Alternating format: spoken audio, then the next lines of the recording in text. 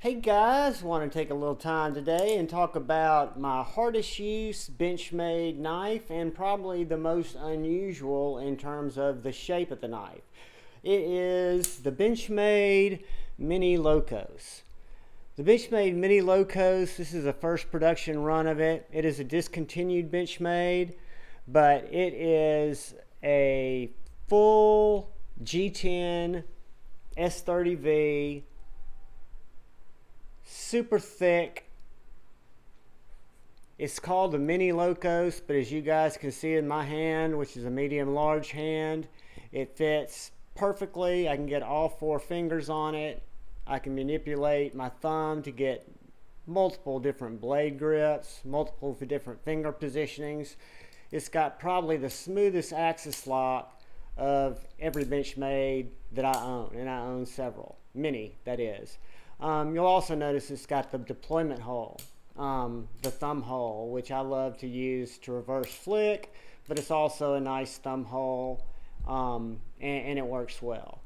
So when you're looking at the Benchmade Mini Locos, you think, why is it curved that way? Well, it's curved that way because when you get this knife in your hand, you can actually feel how the design of the knife puts your angle into what you're cutting. Whether you're cutting down or you're cutting at any kind of angle, the knife is just positions itself to accept the material that you're cutting. The chamfered G10 handles are super comfortable, and if you look at these standoff guys, they're big thick titanium standoffs, which just overall add to the solid feel of this knife. Again, I've got a lot of different Benchmades. They all feel good. My Benchmade Freak feels good, but it does not have the weight. It does not have the heft. It does not have the same girth as this particular knife. But anyway, that's the Benchmade Mini Adamas. You guys check it out. They're still available on a lot of people's websites. You can also find them on the secondary market. I found this actually at St. Nick's Knives. If you go into St. Nick's or if you go on their website, they've got them in stock.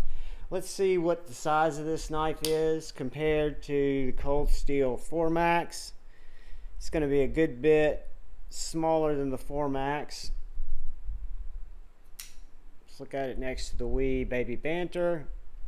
Oh, it's going to be a good bit bigger than the Wee Baby Banter. Let's look at it next to a Benchmade Bug Out.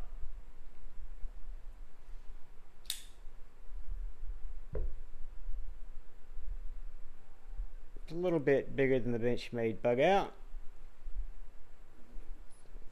The Spider Military Paramilitary 2, Spyderco Paramilitary 2, that is, as I mix up my words and my sentence structure. So it's a little bit smaller than the Spyderco Paramilitary 2, but that gives you guys a general idea. And while we're talking about Benchmades, let's look at it next to the Freak.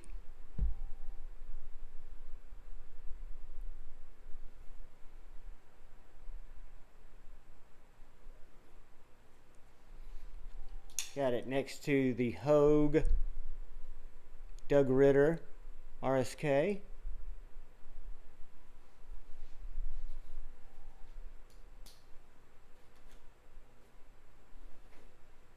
And finally, let's look at it next to the Benchmade Mini Adamas, which it's about the same size as. And when we talk about girth in Benchmade knives, the Benchmade Mini Adamas, which we've already gone through, does have more girth than the Mini Locos because I've got the titanium scales on it. I would not say that the Mini Locos by any means is much more hard use or could be hard use than the Adamas. The Adamas is a hard use knife with a crew wear blade. I'd put it up against anything. But again, this knife does have aftermarket scales on it, so I couldn't really use it as a fair comparison. So that is the Benchmade Mini Locos, guys. First production run that I happened to pick up off the shelf at St. Nick's Knives here in Huntsville, Alabama. So with that, you guys please look out for the guy or gal to your left. Please look out for the guy or gal to your right. Look out for each other. Know that we're all going to disagree from time to time, but that's okay. We have a lot of things that we hold sacred that are similar. So move forward with debate without hate. I love you all. Peace. Bye-bye.